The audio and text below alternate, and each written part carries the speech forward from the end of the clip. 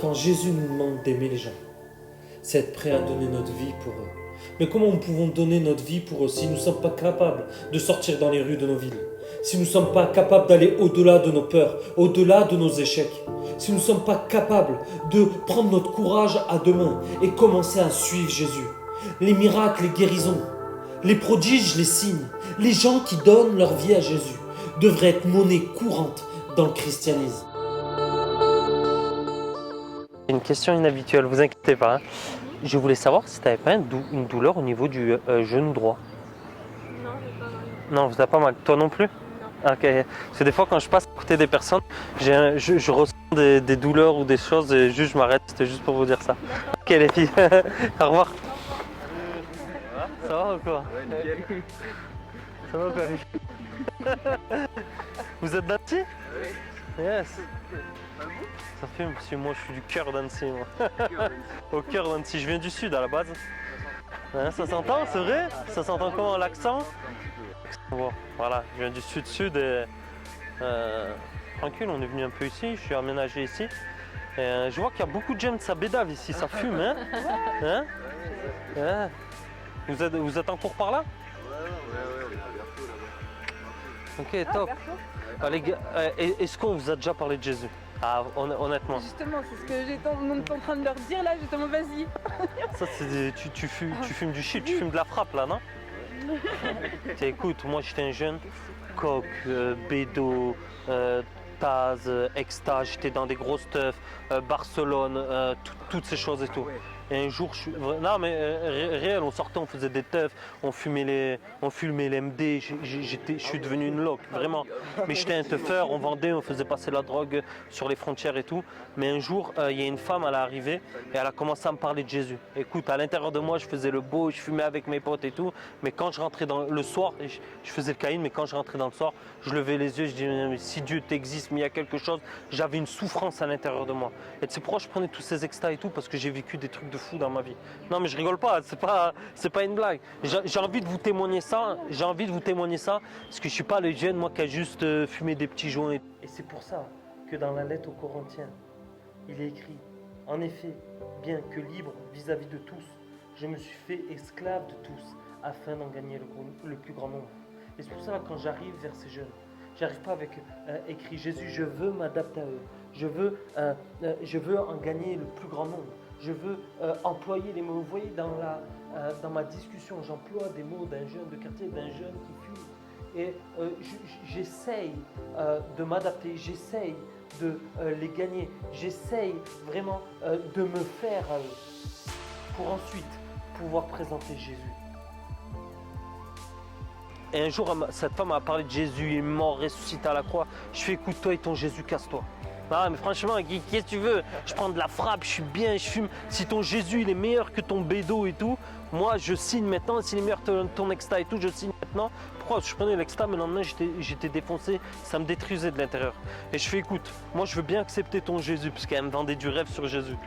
Et arrivé un moment, je lui ai dit, si ton Jésus il me change ma vie, parce que je voulais me suicider, je voulais mettre fin à mes jours, et il vient, il me remplit, il me fait encore plus de bien que l'exta, la coque et tout, je signe maintenant, il est où le papier? Et j'ai fait une simple prière, le lendemain matin je me suis levé et j'étais délivré de la coque, exta. J'avais 4000 € de bœufs, je les ai pris, je suis allé les jeter dans un lac, mec. Je faisais de la récolte. Et Jésus, il a complètement changé ma vie. Un peu spécial, on allait voir ces jeunes. Et en fait, quand on allait voir ces jeunes, au début, bon voilà, ils étaient un peu fermés et tout. J'ai vu qu'ils fumaient. Donc la première chose que j'ai fait, c'est que je les ai mis de suite à l'aise sur mon parcours, sur le fait que je fumais, je prenais des extas, comme vous pouvez le voir dans la vidéo. Lui, il a rencontré. Mais c'est pas une. Tu sais souvent, il y a les musulmans, il y a les chrétiens. Moi, je suis né dans les quartiers.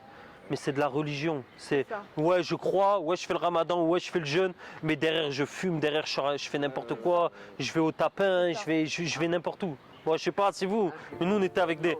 Non, ok, on est. Mais tu sais quoi, je vais te dire, le chemin de tous ces jeunes qui fument, qui prennent de la drogue et tout, automatiquement, tu vas vers ces choses.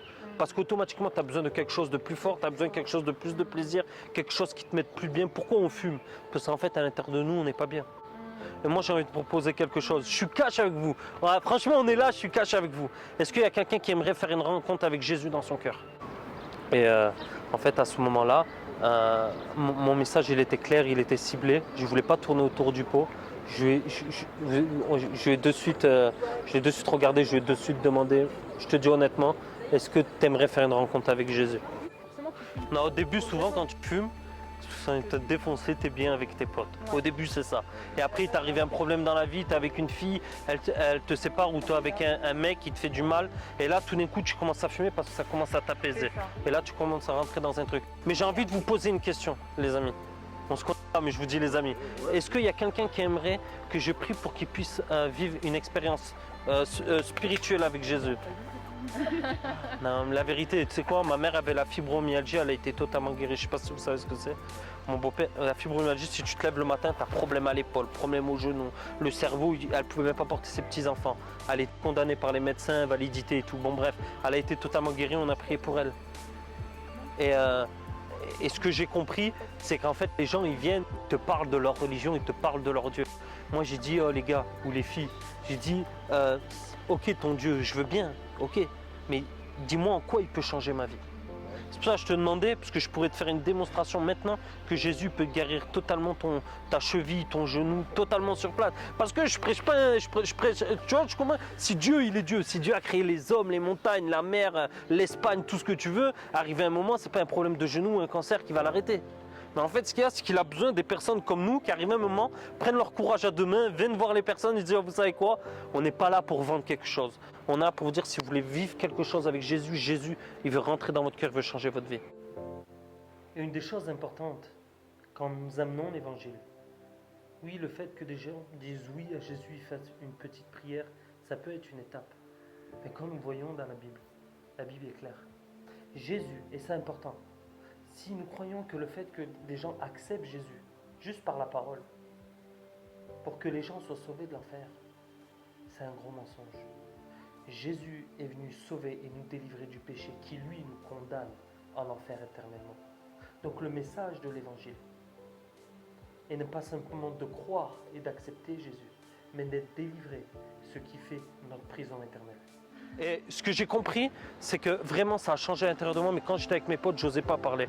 Honnêtement, si on se parle entre nous, est-ce que on se dit, entre potes, vous vous dites tout? Vraiment les problèmes des cœurs et tout. Genre tu te mets, pourquoi il va te dire, oh, ou t'es avec une fille, tu fais quelque chose, oh le canard, regarde ce qu'il fait. Tu peux pas être vrai, non mais c'est la vérité. Non, faut être honnête, c'est pas vrai. Attends, la fille, elle le voit plus de l'extérieur. Non mais c'est la vérité. Mais l'idée c'est de se dire, arrivé un moment, pourquoi je peux pas être moi-même? Pourquoi je peux pas être moi-même? Là, il est pour moi. Non. Je peux te poser une question? Oui. Ça te dérange pas? Non, non. Ta relation avec ton papa, Oui. ça va? Ouais. Ouais. Ouais. Et à ce moment-là, on commence à avoir une autre discussion et la fille qui est à côté de moi reçoit une parole de connaissance donc, du groupe. Et de là, quand elle a la parole de connaissance, en fait, elle reçoit qu'elle a eu un problème avec la relation de son père. Que le jeune a eu un problème avec la relation de son père. Et de suite, on voit que le petit dit ouais. Et sa copine à côté, elle dit non, oui, tu as un problème avec ton père. Et là, de suite, ça a ouvert la porte de son cœur du fait qu'il y a ses amis et tout. C'est souvent ça, quand il y a le groupe, on a du mal à vraiment s'exprimer et tout. Mais le fait qu'il y a ses amis, peut-être il a eu du mal, mais on a annoncé l'évangile. Vraiment, on est allé, honnêtement, moi je te prêche, Jésus, qu'est-ce que tu veux faire? Est-ce que vraiment tu veux l'inviter dans ton cœur? Et il m'a dit non, parce que la réalité, c'est qu'il a besoin vraiment que Jésus le rencontre, il a besoin que Jésus vienne plus dans son cœur. Il avait besoin d'avoir cette semence et de voir maturer cette semence. Et après, je lui ai donné un contact. Donc c'était vraiment un bon moment qu'on a vécu avec ces jeunes. La parole a été semée, mais nous voulons vraiment que des jeunes viennent à Jésus. Et on prie pour que ce jeune, dans les prochains jours, dans les prochaines semaines, avec le contact que je lui ai donné, puisse m'appeler et qu'on puisse prendre un café ensemble et que je puisse vraiment asseoir l'évangile. Et c'est pour ça que tout à l'heure, elle t'a dit, quelle est ta relation avec ton père? Pourquoi elle te dit ça? C'est parce qu'elle ressent dans son cœur, Dieu lui parle dans son cœur pour toi. Et la fille, elle te sort un truc comme ça, pile toi, comme par hasard. Tu dis ouais, et elle rigole à côté. Il y a vraiment quelque chose. Et Dieu permet de lever de mettre à la lumière ça pour pouvoir te rencontrer, pour pouvoir se manifester. Pas dans une religion, je ne parle pas d'aller dans des églises, je te parle de vivre quelque chose. Tu comprends, c'est une histoire de foi, une histoire de quelque chose de personnel.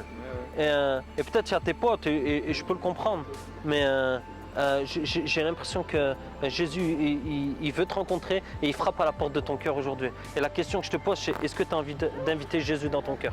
Je sais pas. Yes. C'est normal, il y a les potes, il y a tout le monde. Non, mais en vrai, je sais pas, c'est juste que j'ai du mal avec ça, je regarde pas. Malheureusement. Yes. Yes.